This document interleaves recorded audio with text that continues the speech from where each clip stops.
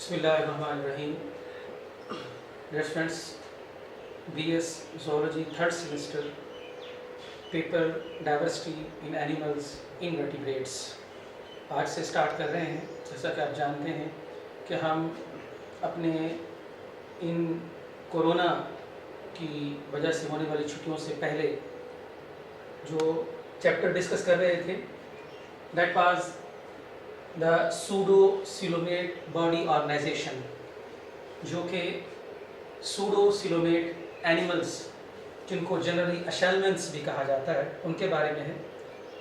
ये एक बहुत बड़ा ग्रुप है एनिमल्स का विद सम कॉमन फीचर्स, और उन कॉमन फीचर्स में एक सबसे मोस्ट इम्पॉर्टेंट कॉमन फीचर, इन एनिमल्स के अंदर हमें बॉडी कैविटी मिलती है। ये body cavity true body cavity या सीलोम नहीं, बल्कि सूडोसिलोम होती है, और इसीलिए इन एनिमल्स को सूडोसिलोमेट्स कहते हैं। इस ग्रुप में वेरियस एनिमल फाइला प्लेस किए गए हैं। उनमें से अपने सिलेबस के मुताबिक हमने 3 एनिमल फाइला डिस्कस करने हैं।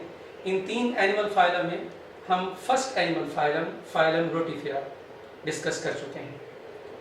नाउ आगे बढ़ते हैं। इसी ग्रुप का दूसरा animal phylum काइनोरिंका।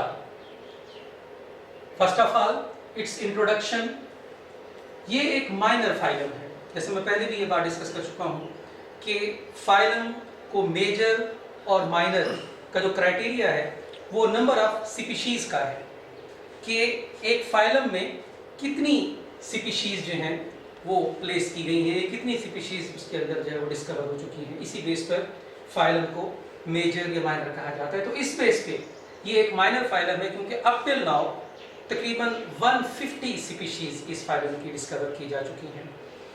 As far as their size is concerned, smaller animals हैं, नॉट मोर देन 1 मिलीमीटर इनका साइज होता है, और बॉडी इलोंगेटेड है, वर्म लाइक बॉडी है, एक्सक्लूसिवली मैरीन इन्वायरमेंट के अंदर पाए जाते हैं। और मैरीन इन्वायरमेंट में भी ये मड में और सैंड के अंदर बर्रोइंग कंडीशन के अंदर हमें नजर आते हैं। तो इसीलिए हम इनको कह सकते हैं कि दीज आर मड और sand dwellers in marine environment. Here अब जहां तक इनके बॉडी स्ट्रक्चर का ताल्लुक है, इनकी बॉडी सरफेस के ऊपर कोई हमें सीलिया या फ्लैजेला की तरह के स्ट्रक्चर नजर नहीं आते।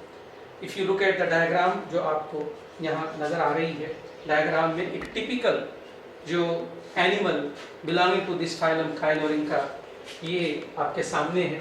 इसमें आपको इसकी बॉडी इलोंगेटेड और वर्म लाइक नजर आ रही है। बॉडी के ऊपर स्पाइन लाइक स्ट्रक्चर तो नजर आ रहे हैं, लेकिन सीलिया या फ्लैजेला इस तरह के स्ट्रक्चर नजर नहीं आते। हियर अगर हम इनकी बॉडी मॉर्फोलॉजी को देखें तो body is consisted of many repeated structural units. These repeated structural units are called as zoonoids.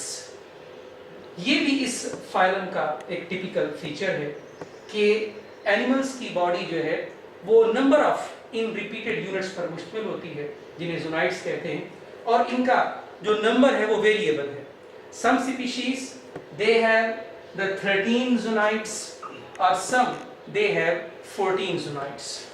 ये जो zoonoids हैं ये ओनली जो हमें सेगमेंटेशन नजर आ रही है, इट इज अपीयरेंट सेगमेंटेशन, इंटरनल कोई पार्टीशन नहीं होती। एनिमल की बॉडी के अंदर कोई इंटरनल पार्टीशन नहीं होती, सिर्फ बैरूनी तौर पर हमें ये सेगमेंटल लाइंस नजर आती हैं जो हमें बताती हैं कि एनिमल की body in repeated structural units पर मुश्तमिल है।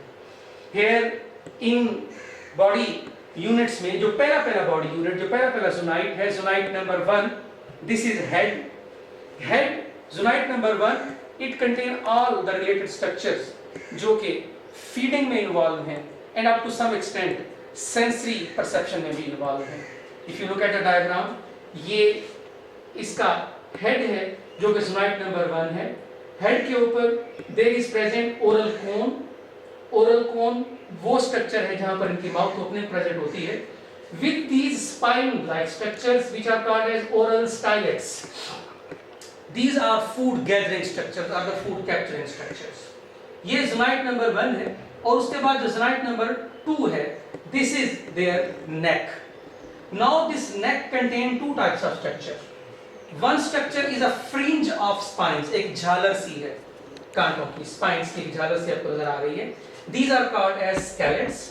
और इसी नेक की बेस के ऊपर आपको प्लेट लाइक स्ट्रक्चर नजर आ रहे हैं. These plate like structures are called as placets. Scallops हो गए या placets हो गए.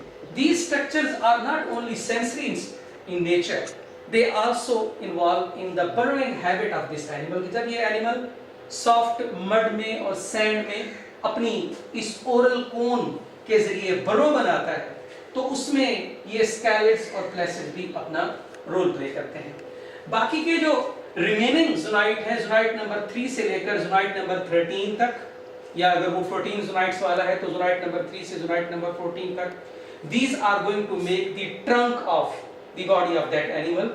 Each trunk zonoid contain one pair of lateral spine. जैसा कि आप देख रहे हैं कि ट्रंक की जो हर जोनाइट है उसमें एक पेयर लेटरल स्पाइन्स का है और each zonoid contain one dorsal spine. एक डॉर्सल स्पाइन है जबकि लेटरल स्पाइन का एक जो है वो पेयर प्रेजेंट है.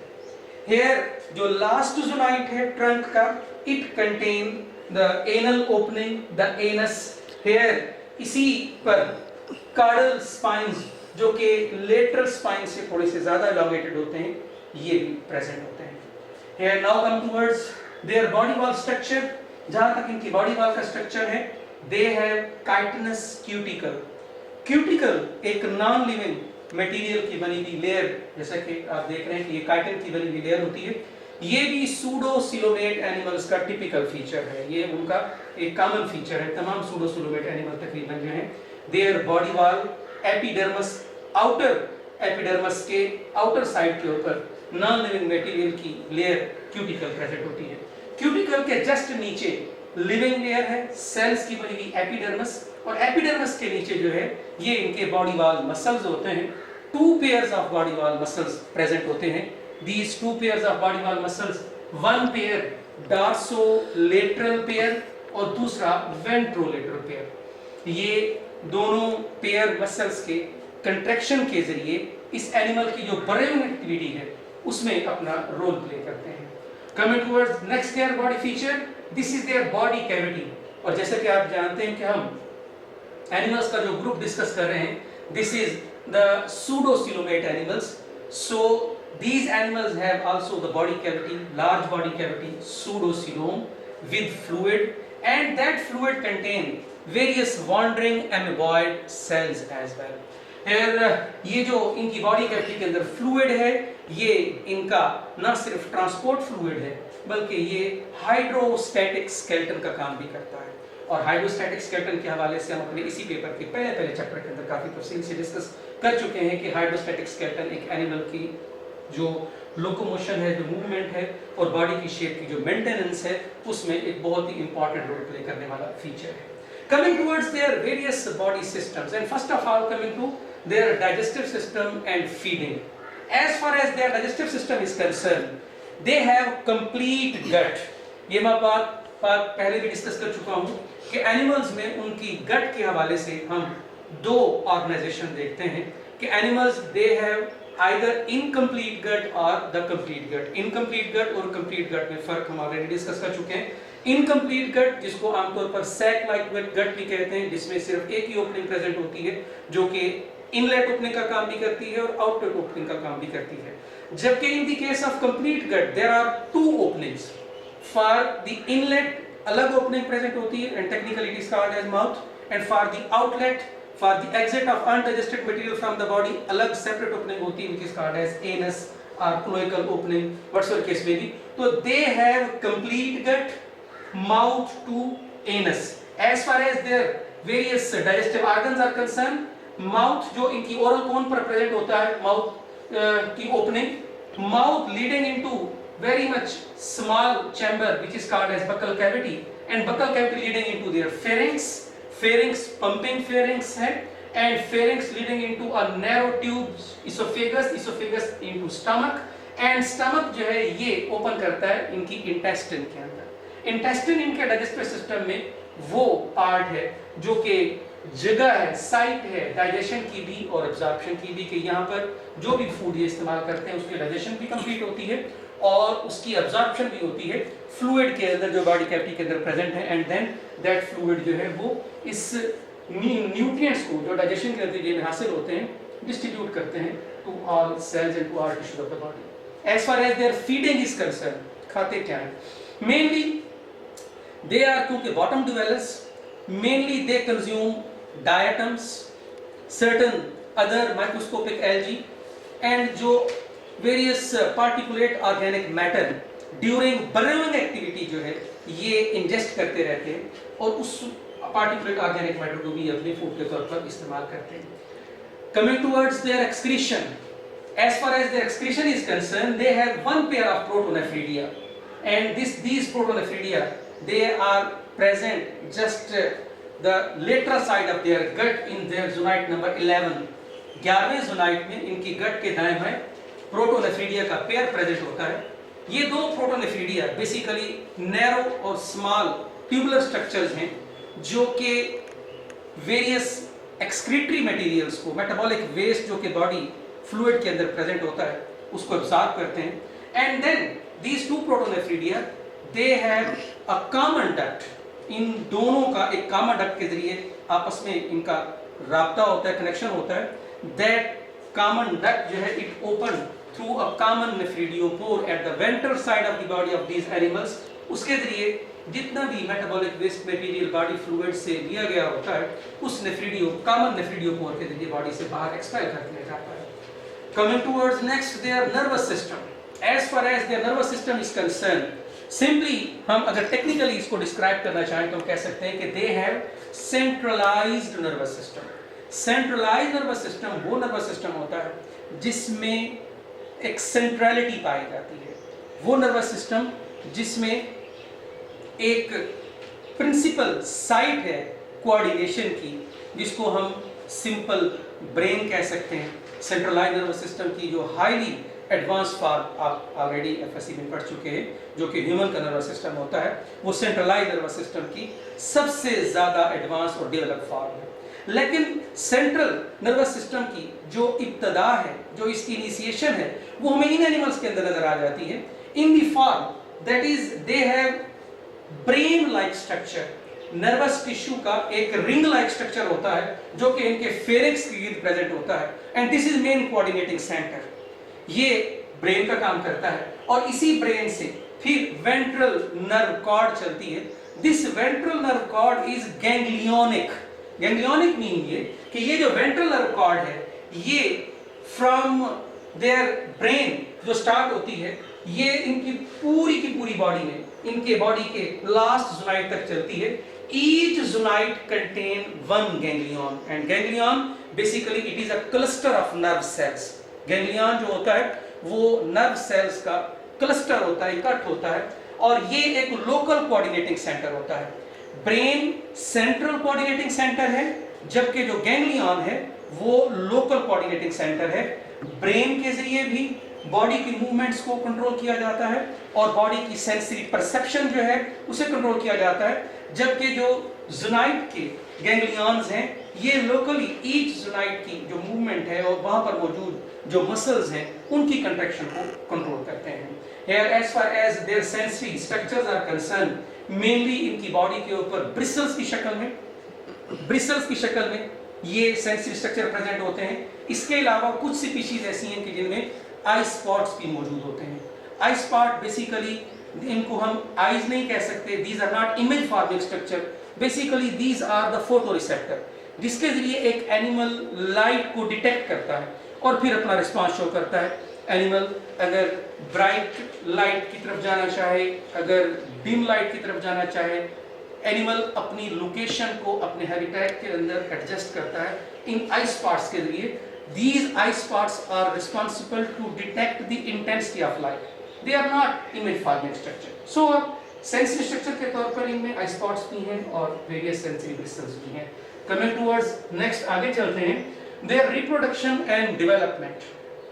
As far as their reproduction and development is concerned, here these all animals are dioecious. As you know, आप जानते हैं dioecious condition में एनिमल्स में सेक्सेस सेपरेट होती हैं, मेल एनिमल फीमेल एनिमल अलग अलग होते हैं, और इनमें इनका जो सिस्टम रिप्रोडक्टिव सिस्टम है very well developed, consisted of paired gonads and with paired गोनोडक्ट्स।